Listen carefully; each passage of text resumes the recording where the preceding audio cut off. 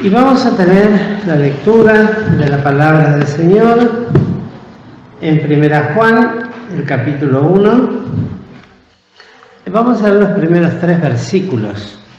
1 Juan, capítulo 1, desde el versículo 1 hasta el 3. Nos dice así la palabra de Dios: lo que era desde el principio, lo que hemos oído, lo que hemos visto con nuestros ojos, lo que hemos mirado y palparon nuestras manos tocante al verbo de vida. Porque la vida fue manifestada y vimos y testificamos y os anunciamos aquella vida eterna, la cual estaba con el Padre y nos ha aparecido. Lo que hemos visto y oído, eso os anunciamos, para que también vosotros tengáis comunión con nosotros. Y nuestra comunión verdaderamente es con el Padre y con su Hijo Jesucristo. Hasta aquí la lectura de la palabra de Dios. Son unos versículos que el domingo se mencionaron, que lo tomó nuestro hermano Enrique en la lección de la mañana, pero es un pasaje que a mí particularmente siempre ha inclinado mi corazón, me gusta, y principalmente por las experiencias tan personales vividas por estos siervos de Dios que el Señor permitió y los guió, los ayudó, los acompañó, les enseñó aquellas cosas que después podían decir de esta manera con tanta vehemencia, convicción, y que era verdad absolutamente, pues quedaron estampadas en la palabra de Dios para toda eternidad. Forman parte de los escritos sagrados que perdurarán eternamente. Forman parte del Evangelio eterno del Señor Jesucristo. Estas experiencias que aquí lo dice de esta manera, que realmente si uno lo lee rápido se pierde muchos detalles de estos 3 versículos. Pero hay tantas cosas, y no tenemos tiempo para hablar de todas ellas, por supuesto, pero seguramente cuando Juan escribía estas cosas, en cada frase que el Espíritu Santo le traía al corazón y a la mente para transcribirla textualmente como el Espíritu Santo le daba que escribiese, vendrían a su corazón también los momentos vividos personalmente con el Señor. Cuando pienso en esto, Juan era un jovencito, se calcula que entre 18 y 20 años, era un mancebo que andaba con el Señor y que estuvo luego hasta el momento en que el Señor fue crucificado y lo seguía de cerca, dice, envuelto en una sábana, ¿no? Una cosa así.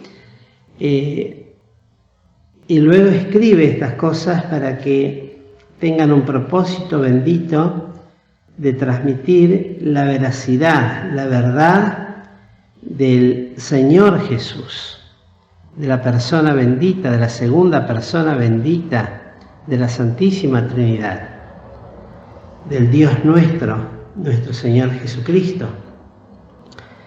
Y una de las cosas que siempre me enternecen es que no solamente era aquel discípulo al cual el Señor amaba, y así lo dice él, aunque habla en tercera persona, habla de sí mismo, él personalmente amaba al Señor, él lo amaba, y tenía tanta cercanía al Señor. Siempre se habla de la confianza que el Señor le había dado a Judas, que podía mojar el pan sobre el plato del Señor.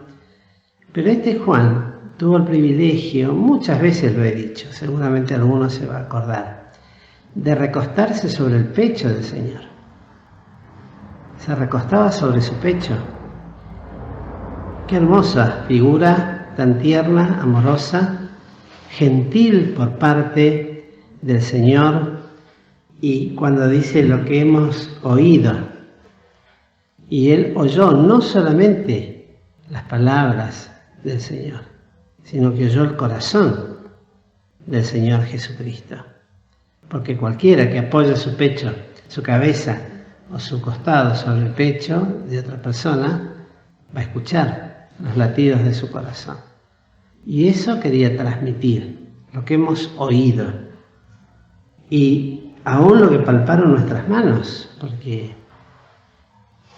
pensaba, ¿no? Si bien en la lección del domingo dice que Tomás fue el que, ven, mete tu mano aquí, como el Señor permitió también que sus discípulos tuvieran ese acercamiento, también el Señor lo permitió con Juan, que seguramente para que alguien se recueste sobre nuestro pecho, aparte tiene que haber otra afinidad también, de contacto, de acercamiento. María tuvo el privilegio de besar sus pies y de lavar con sus lágrimas y secarlos con sus cabellos. O sea, los discípulos tenían ese acercamiento al Señor. Por eso puedo decir lo que tocaron ellos, lo que sintieron del Señor, lo que vieron, lo que experimentaron de una forma tan directa, tenía que quedar para nosotros hoy día, porque era nada más y nada menos que la vida que es Dios, era el Verbo eterno, la vida fue manifestada. Así dice este versículo, porque la vida fue manifestada, y fue manifestada en Cristo Jesús.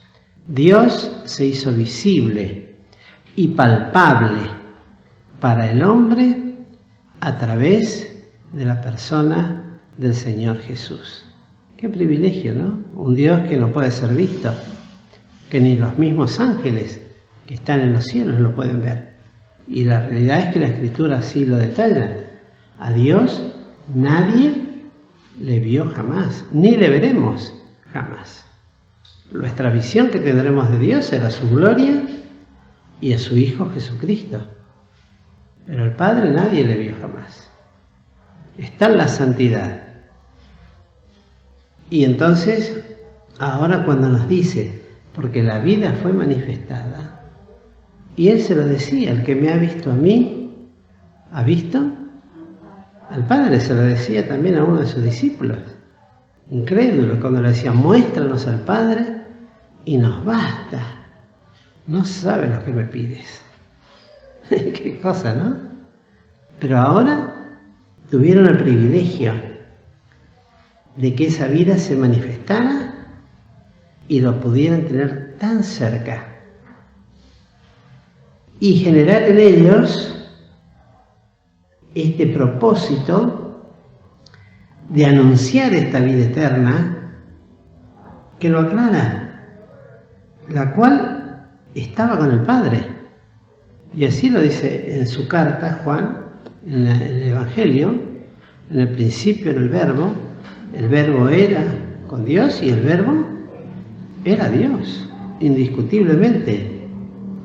Y nos ha aparecido, privilegio sin igual para estos hombres, para la generación que le tocó vivir y conocer al Señor Jesús personalmente. Hay de aquellos que lo despreciaron, que no supieron ver en Él al Salvador, pero estos hombres sí.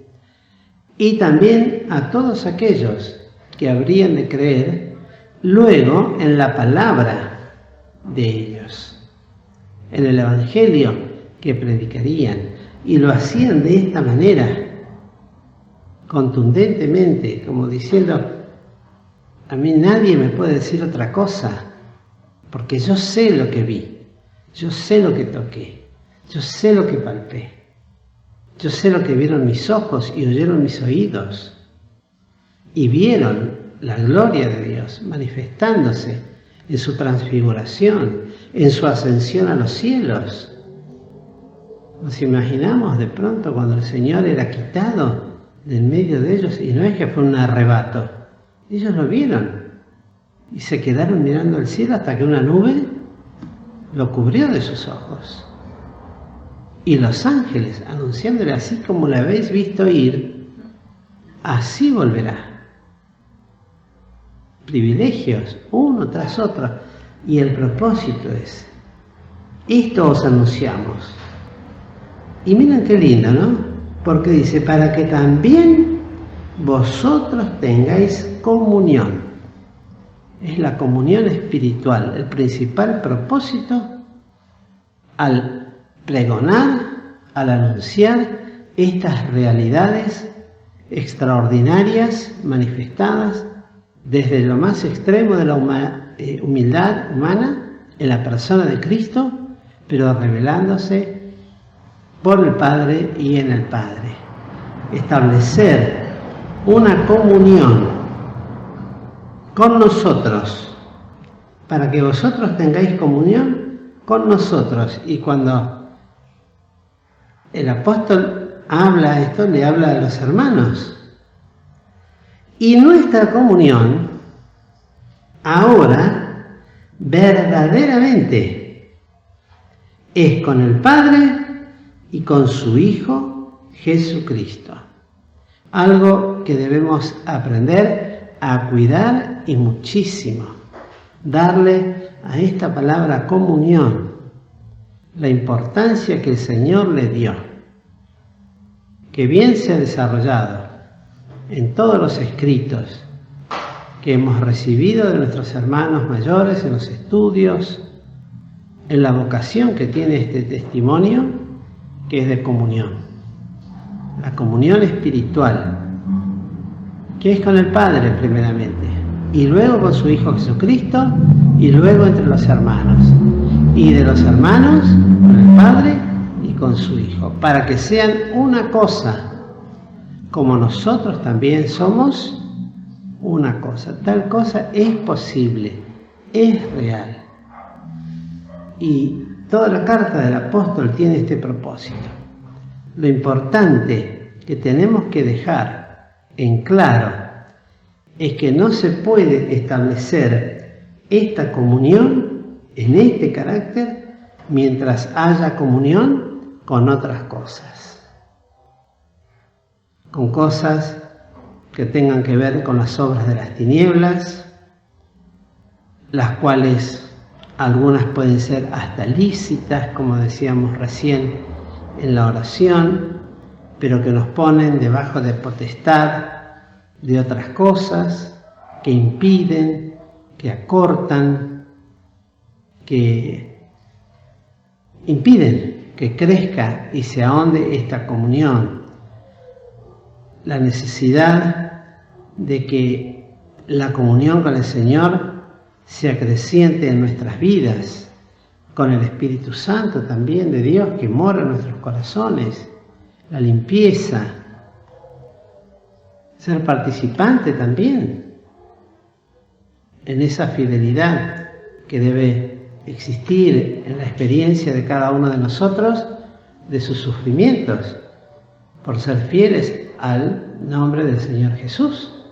Eso también habla luego de la comunión, de la comunicación, del acercamiento,